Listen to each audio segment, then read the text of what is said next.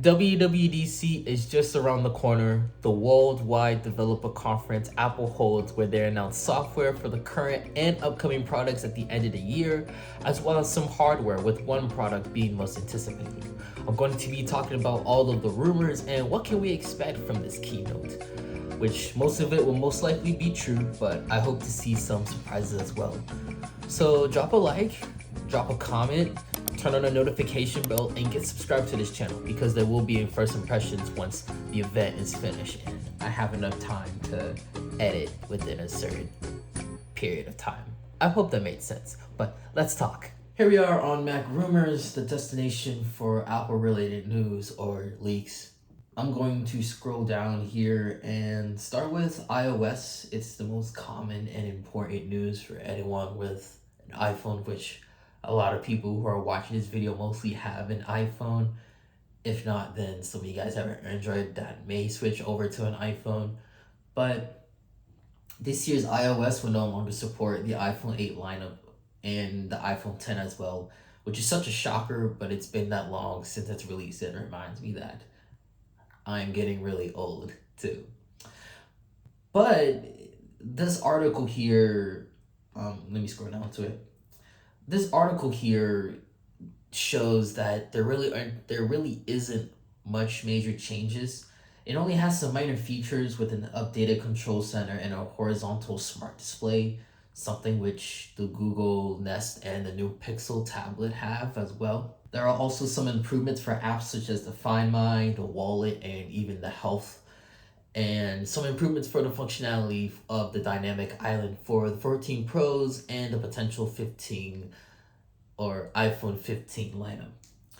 I feel the only feature from this update, in my opinion, and I can probably speak on for everyone else, is this one right here. Or this Apple Music lock screen interface to possibly gain support for lyrics. This feature can be useful so people can do like carpool karaoke, let's just say, for example, or if they just want to understand the music without unlocking their phones. So something less time consuming and less work.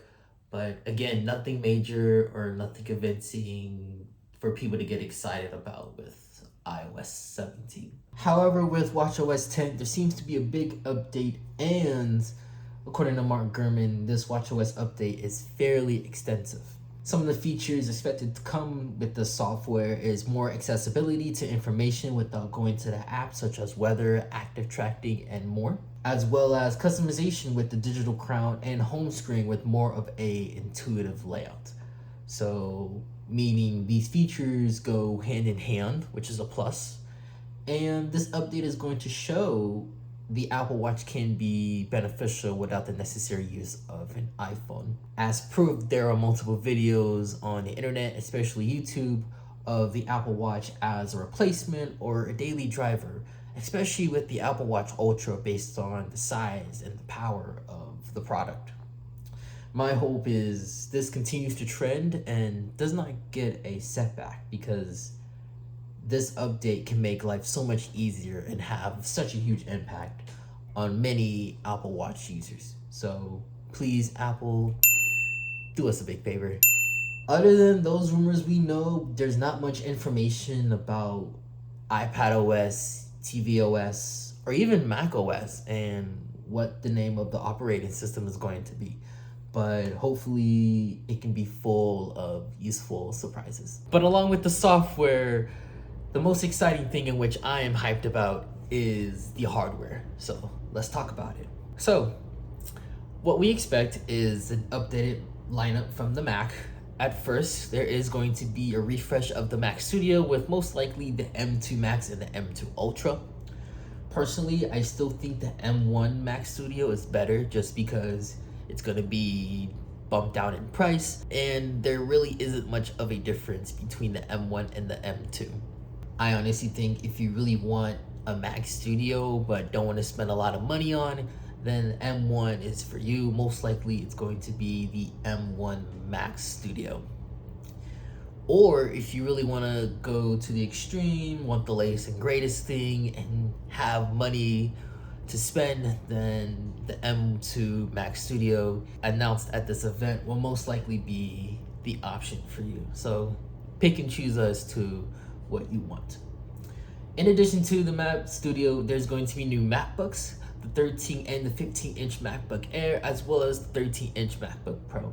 Hopefully with the next generation of Apple Silicon, of M3, or even the updated M2, just like the Mac Studio. Of course, they're going to show their graphs and charts comparing to their other Mac products with M1 or M2 and other computer products from competitors, which can be described as generalized. But it is unlikely, but again, full of surprises, it can be possible. But what I do most likely know for sure is that we will most likely get an M3 MacBook lineup. Very similar to what we got last year's WWDC with the M2 MacBook Pro and the M2 MacBook Air. Speaking of M2 MacBook Air, I actually have one that I've been using for the past year. So let me know if you guys want a review or not. I can give all the pros and cons and basically my version or spec version of the MacBook Air if you're potentially wanting to get a M2 MacBook Air and not spend the amount of money for a potential M3 MacBook Air. Let me know. I also hope that we get a Mac Pro, even though it's not mentioned in this article. I mean, it's about time we get an update to this very large cheese grater, which is worth about almost $60,000, the equivalent of a maxed out spec Tesla Model 3 or Model Y. I mean, if it's not in this year's WWDC, I don't know what else to say. It may not even get released for what it's worth. But please, Apple, just please, and listen to everybody who wants the Apple Silicon Mac Pro. Again, just do us all a favor, please. It would be very appreciated. But nothing can be more exciting than a brand new Apple product. Now, most Apple products, such as the iPhone and AirPods, have been very successful and very impactful to Apple users, while some can be very disappointing, such as AirPower, for example. But this product right here can be a hit or miss. So it is basically the new Apple mixed reality headset, which is one of the most anticipated products from this company and has been in work for the years. It's hoping to compete with other big companies such as Microsoft, potentially Samsung, and even Meta with their headset. They just announced the Meta Quest 3 not too recently. But according to this article, here are some of the features that are rumored in this product. So first here we have an augmented and virtual reality capabilities with an option to switch modes with the digital crown-like knob. This is kind of very similar to the options when you do AirPods. So when you want to go to noise cancellation or transparency, you can do that with just a button. You have an external battery pack worn at the waist. Sounds like every other VR, AR headset. You know, don't get me wrong, I'm not a person who uses a mixed reality headset often, but for those who are, let me know. There is a lightweight, comfortable design with the Apple Watch-like band and mesh against the face. This mesh is also used, or most likely is used, in the AirPods Max with the ear cups.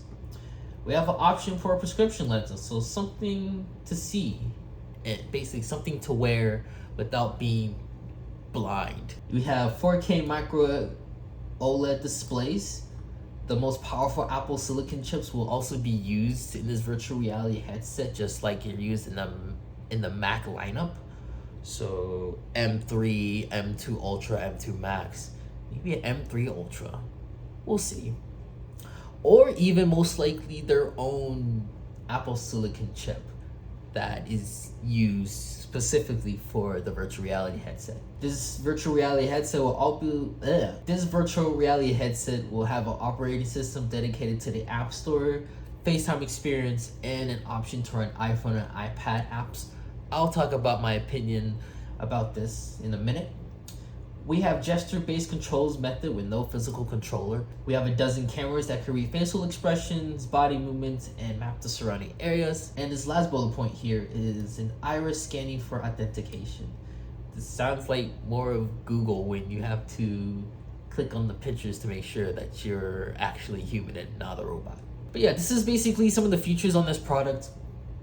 Personally, I think what has caught my attention mostly is the operating system with the App Store, unique FaceTime, and the iPad, the ability to run iPhone and iPad apps. For me, the AR and VR headset has to have a problem and a solution. I do feel this could be a potential replacement and daily driver other than the iPhone, based on what I'm reading from this article here. Because obviously it says here, a new era and an opportunity for developers to code new worlds.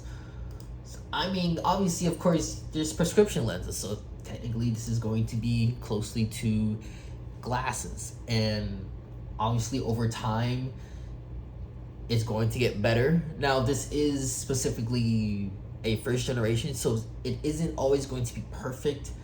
And I feel like a lot of people who really want a headset should buy a first generation. I feel like they should wait until maybe the second generation of a VR headset comes out within a few years, up until a point where it's actually glasses. I feel additionally the glasses can go really well with the Apple Watch, which basically, if you scroll down here, sounds very similar to some of the features in the VR headset. They go hand in hand. And I'm very excited about that. And I hope this works, because if this works, I mean, this could be probably one of the best things and most futuristic things I have ever seen. And many other people can agree with me as well. But yeah, VR, AR headset, I mean, you know, again, the metaverse is kind of dead, honestly. And it's a whole nother topic to talk about. If this can be pulled off by Apple and not be such a disappointment, then you got a lot of people convincing and wanting to spend a ton of money. I think the price of this will most likely be, I'm gonna say $1,500. Let's put it there, because $2,000 and $3,000 is pretty extreme. Very excited for this event. Very excited for some of the surprises and potential or rumors we have here. But let me know what you guys think. Let me know what product are you excited to see in this event. Again, I think the AR VR headset I'm most excited about. And then another thing I'm excited about is watchOS 10, because I would love to see a VR and a watch go hand in hand together, especially if the AR, you know, abilities in the headset work really well with the watch. Kind of like you see a hologram on the watch. I don't know, I think it's cool. But hey, who knows? It can happen. But thank you guys so much for watching. Thank you for your time and patience. It's been a heck of a few months, but again, I'm hoping to get back on the grind with this YouTube thing. And expect more Apple and tech content to be on the way. But I'm gonna get going here, and I will see you guys after WWDC. Not from the Steve Jobs theater, but after the live stream. I'm not in California and I don't have a ticket yet, but maybe I will. Peace out.